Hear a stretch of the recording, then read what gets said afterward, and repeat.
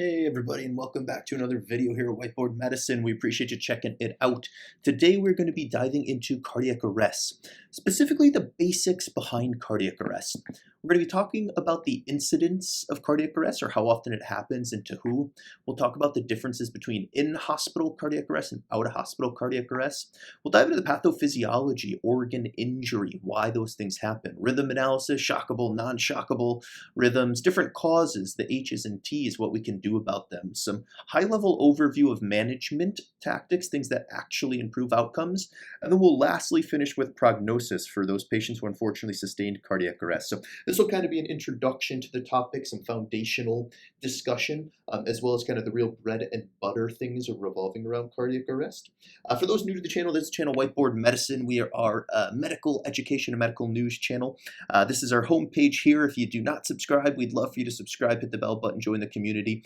We come out with fairly frequent both medical news videos as well as medical education topics. For those of you interested in cardiac arrest, we do have a critical care playlist that is filled with a whole bunch of different critical care topics, many things related to patients who are in shock or in cardiac arrest or what have you. So definitely check that out. If you have an interest, we'll link it in this video's description. No further ado, quick 30-second break for introduction. Don't go anywhere. We'll be right back. Hey everybody, and welcome to Whiteboard Medicine. We appreciate you checking out the video. Here at Whiteboard Medicine, our goal is to create medical education content for all types of interested learners. That includes videos, practice questions, study resources, and much more. We would love for you to join our community by subscribing, hit that bell button. We're also working to build a high-yield Patreon page. It's going to be full of practice questions, video outlines, notes, commercial-free content, and much more. None of these videos are intended to be acted upon as medical advice. Please pause the video here and read this disclaimer in its entirety before moving on. All right, thanks for sticking around. So cardiac arrest. Cardiac arrest is unfortunately when the heart stops beating. Right? There's kind of a telemetry strip here, and to be fair, this is not a totally accurate telemetry strip, but this is theoretically a QRS. And you can see that there is no additional beats. The heart has stopped beating electrically. What that means is that the pump, the thing that pumps blood around the body, is no longer pumping, and thus there is no blood flow. There's nothing else that is pumping blood around the body. And for all intents and purposes, you have died. You've undergone cardiac arrest, your heart has stopped, and you have died. So that is cardiac arrest. We do have things we can do to try to restart the heart, to try to pump blood around the body, to temporize patients, and all that type of stuff. So things we'll get into in this discussion. So starting with incidence, how common is cardiac arrest? Well, this is from the Sudden Cardiac Arrest Foundation, and you can see that it actually affects 1,000 people per day. This is in the USA alone. So it's a very common thing, right? 356,000 people per year in the USA alone, many, many more worldwide. And this is just for outside hospital cardiac arrest. You'll see these abbreviations a couple times. OHCA, outside hospital cardiac arrest. That's compared to IHCA, which is in-hospital cardiac arrest. The reason we separate those we'll talk about, but it's because there's some differences in kind of outcomes, causes, and that type of stuff. When we break down where exactly these outside hospital cardiac arrests happen, we find that about 74% of them, almost 3/4 of them, occur at home, inside the patient's home. 11% of them occur at the patient's nursing home, and 15% of them occur in public settings. All right, 50% of these are unwitnessed, meaning there's no one around that witnessed the patient having a cardiac arrest. What that means, though, also is that 50% of them are witnessed. And the reason this is really important is because bystander chest compression, bystander CPR, can save these patients' lives. As we said, cardiac arrest is when the heart stops beating. There's nothing pumping blood around the body, and that's what chest compressions do. It compresses the heart between the sternum, the breastbone, and the vertebral column, and it squeezes the heart between those two things to pump the blood out. Then when you release the chest compression, that heart refills with blood passively. Do the chest compression again, pumps that blood out. So 50% of these are witnessed cardiac arrests. What they find, though, is that of those that are witnessed, bystander CPR, bystander chest compressions, is only done about 40% of the time. So less than half of these patients get CPR or chest compressions by bystanders before medical individuals arrive. And remember that if a patient did have a cardiac arrest, their heart did stop beating, that blood is not pumping around their body unless someone is doing chest compressions. So that time that the patient has no heartbeat and also is not getting chest compressions is time that all their organs are starting to suffer from lack of blood flow, hypoxemia, and death, which we'll talk more about. In addition to that, when we look at these patients that it is witnessed cardiac arrest, 9% of the bystanders use an AED. This is an automatic external defibrillator. These are the pads that you put on a patient. You can shock them out of an abnormal rhythm. We'll talk about why that's important. And then of those, only 1% actually deliver a shock. This is not to be critical of bystanders who witness cardiac arrest. This is something that can be confusing, can be traumatic, and it can be something really, really significant. And it does require special training as well, right? And survey that went out, this is a number that has a lot of variability, but it maybe gives us a little bit of context, is that only about 18% of people in the general public get CPR training. And this is something you need to have training on. So if you are not in healthcare, if you're watching this as an interested member of the general public, CPR training can save lives. We'd recommend everybody does that. When they look at inside hospital cardiac arrests, they find that there's another 290,000 patients per year in the USA that has an inside hospital cardiac arrest. So if we are to combine outside hospital and inside hospital, we're no mathematicians, but we're getting, upwards of 600,000 total cardiac arrests per year in the USA alone. And the number's obviously much, much higher worldwide. In fact, it's probably hard to even track worldwide, just given the incidence of it. So it happens to a lot of people, happens to a lot of people at home, happens to a lot of people where they are both witnessed and unwitnessed. Unfortunately, less than half of witnessed get chest compressions. Much fewer get an AED, much fewer get a shock. And we would recommend people get CPR training if you're not in healthcare watching this video. It can strike all ages. Children can sustain cardiac arrest. It's much less common in children, but especially infants. Unfortunately, sudden death in infants is something that we do see. And then sometimes we see sports-related cardiac arrests in children, especially children with undiagnosed structural heart disease can suffer cardiac arrest too, but it's much less common in children, thank goodness. All right, inside hospital versus outside hospital cardiac arrest. This is some nomenclature that can be important for those in the medical world. IHCA, in hospital cardiac arrest. OHCA, out of hospital cardiac arrest. We mentioned that 290,000 patients per year in the USA have an in-hospital cardiac arrest. These are patients that are admitted in the hospital. You're in the hospital for a different reason. Let's say you have pneumonia, or let's say you had a heart attack. Or let's say you're getting a surgery or a procedure done. You were admitted to the hospital, and then you have a cardiac arrest. Out of hospital is what it says. Patients who are out in the world. They're outside hospitals. That's not physically adjacent to the hospital. They're just out in the world doing their thing, and they have a cardiac arrest. So occurs within the hospital setting, occurs outside the hospital setting. The thing with inside hospital cardiac arrest, as you might imagine, is there's much faster time to treatment and intervention. You're admitted in the hospital. Many patients are on monitors, so you kind of know that exact time that they may have suffered a cardiac arrest. And you can immediately get in there, do chest compressions, do cardiopulmonary resuscitation, intervene on different things. And that immediate lack of prolonged downtime means that the time in which the body was not getting blood flow is much lower in inside hospital cardiac arrest. So they often have better outcomes, although this is highly dependent on the cause, the etiology, right? Just because you're in the hospital with a cardiac arrest, you could have a catastrophic cause that can't be reversed.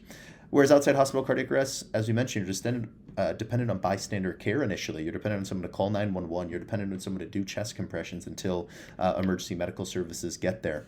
And the outcomes are often worse for this reason. We'll talk about that. Again, highly variable depending on the cause. Also highly variable depending on if you got bystander CPR, how fast EMS got there, etc., etc. So there are some differences here that are important to understand. All right. Pathophysiology. What exactly is cardiac arrest?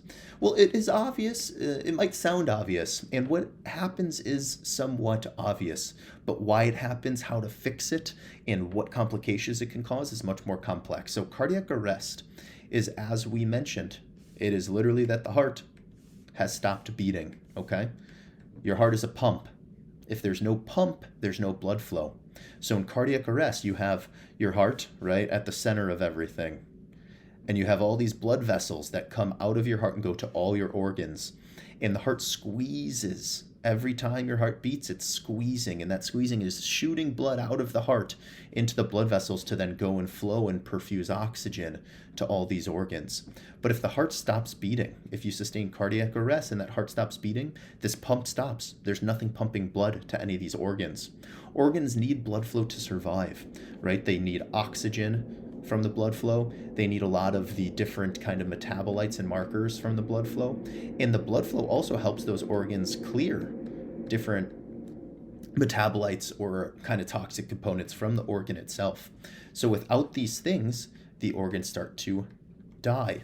You get hypoperfusion, perfusion being the amount of blood flow, hypo being low perfusion. And honestly, you get no perfusion unless someone's doing chest compressions.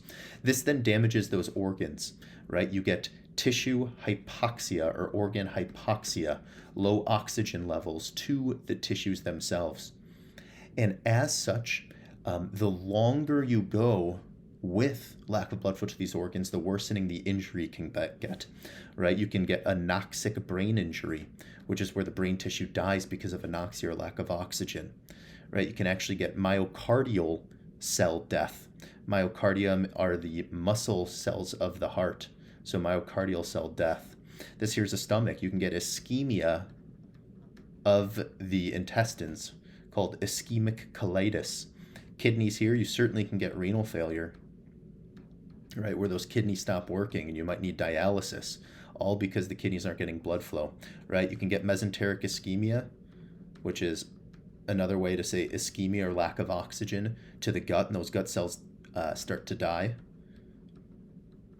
Liver, you can get you can even get liver failure, but you can get ischemic hepatitis from the liver, and you can get things like ARDS or inflammation or damage to the lungs.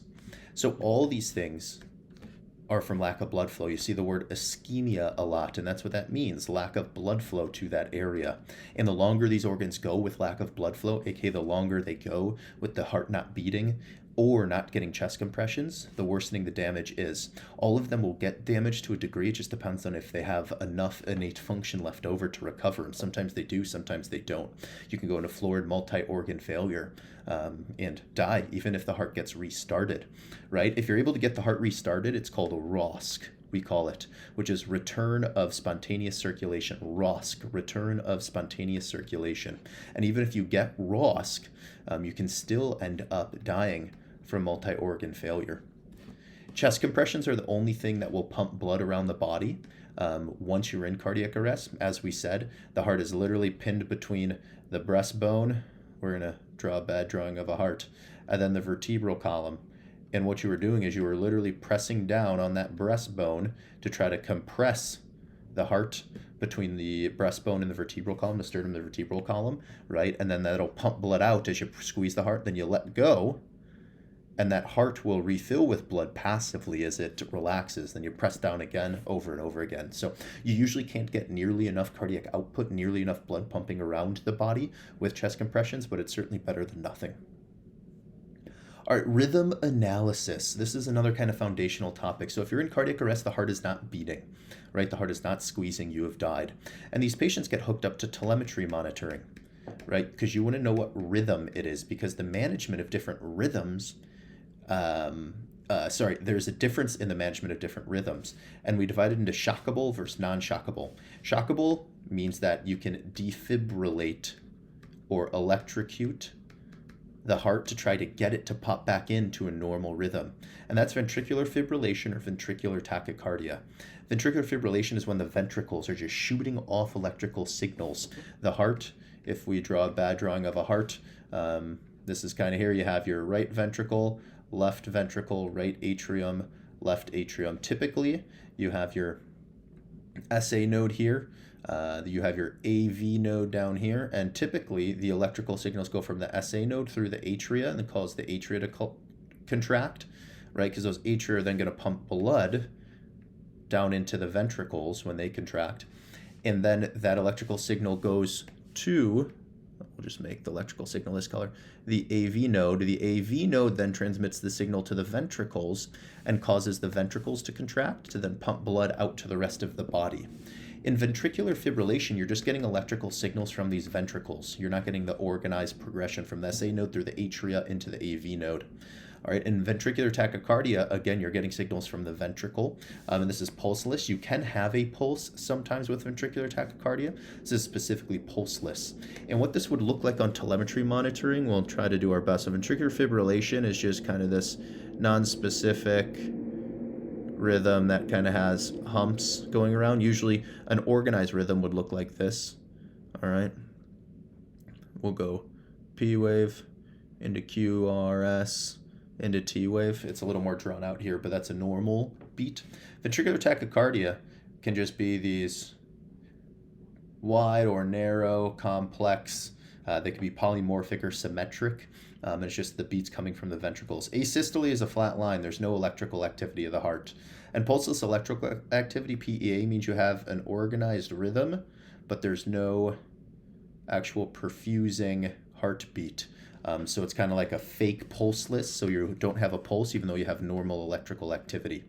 All right, asystole and pulseless electrical activity are non-shockable. Electrocuting them is not going to help the patient, whereas pulseless Vtach and Vfib are shockable, and you can sometimes defibrillate out this rhythm back to a normal rhythm where the heart will start beating again. All right. Causes of cardiac arrest. So the vast majority of cardiac arrest causes, 70%, are secondary to coronary artery disease. This is where those arteries that get blood flow to the heart are clogged, right? Causes heart attacks, sometimes can cause ischemic cardiomyopathy or heart failure. But disease of these coronary arteries is the biggest cause of sudden cardiac death or cardiac arrest. Next is structural heart disease. This is where you have heart failure or a dilated heart or what have you. It can also cause arrhythmias. And the next 5% is just secondary to arrhythmias of the heart without structural heart disease, right? There's conditions called Wolff-Parkinson-White that can put you at higher risk. There's kind of congenital prolonged QT syndromes. There's channelopathies. All these are kind of congenital things within the heart itself that can increase our risk for arrhythmias that are not connected to structural heart disease. Because structural heart disease does increase your risk for arrhythmias. Arrhythmias are abnormal heart rhythms.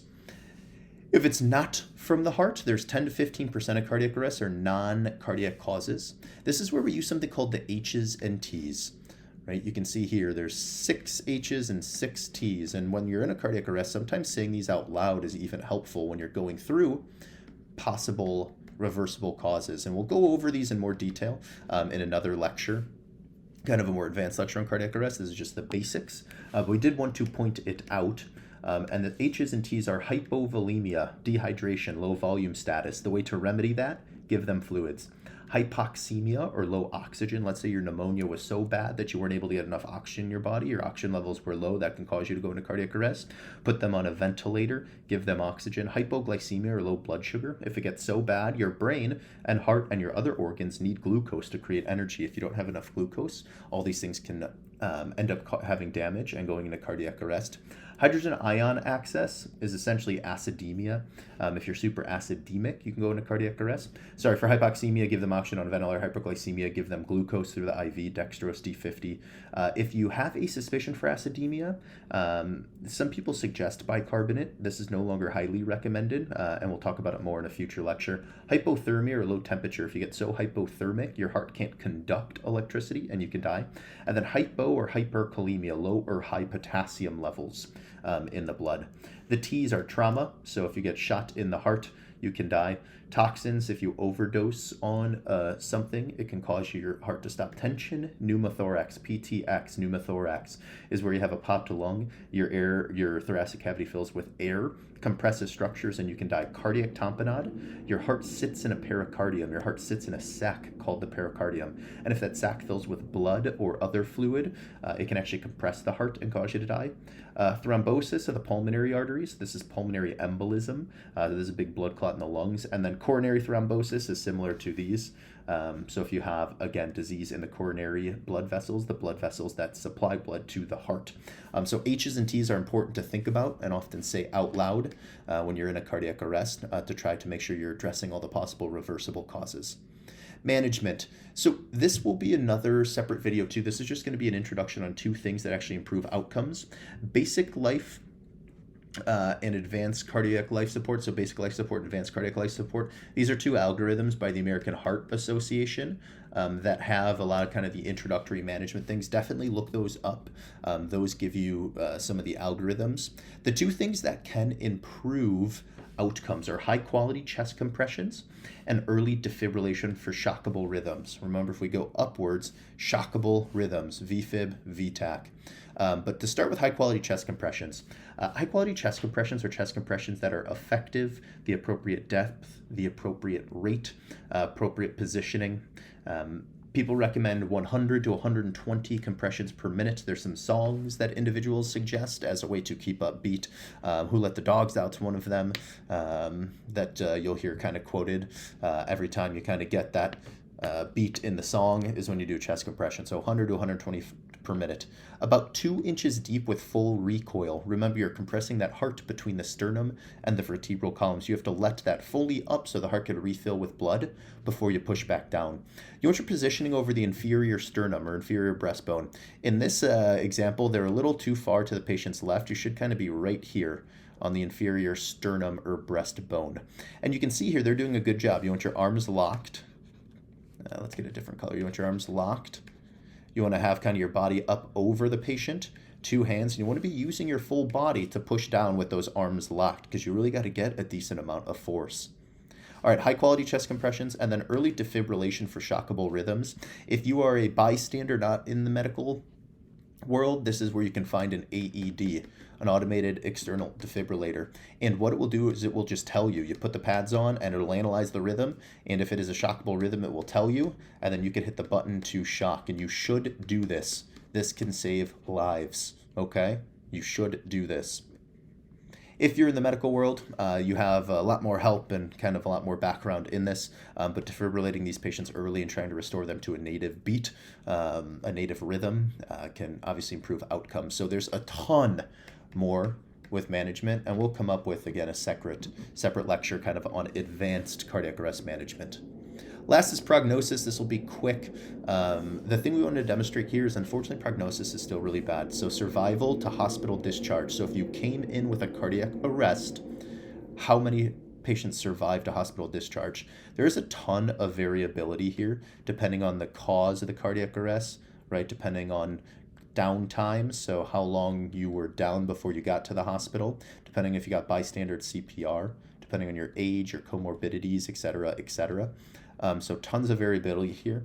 At a population level, only about 10%, only about 1 in 10 patients who come to the hospital with cardiac arrest survive till they're discharged. About 1/3, 30%, you get ROSC, return of spontaneous circulation. So if you came in with cardiac arrest, 30%, right, about 1 in 3 people, you'd get their heart restarted, but only 1 in 10 of those would end up surviving until they were discharged. An even lower number would be neurologically intact, right? The brain is an organ just like anything else. And if that organ doesn't get blood flow, it starts to die and you can get brain damage. So an even lower percentage of patients not only get the heart to restart, but survive to discharge and also have neurologically intact. So this is a devastating, absolutely devastating injury that has long-lasting consequences.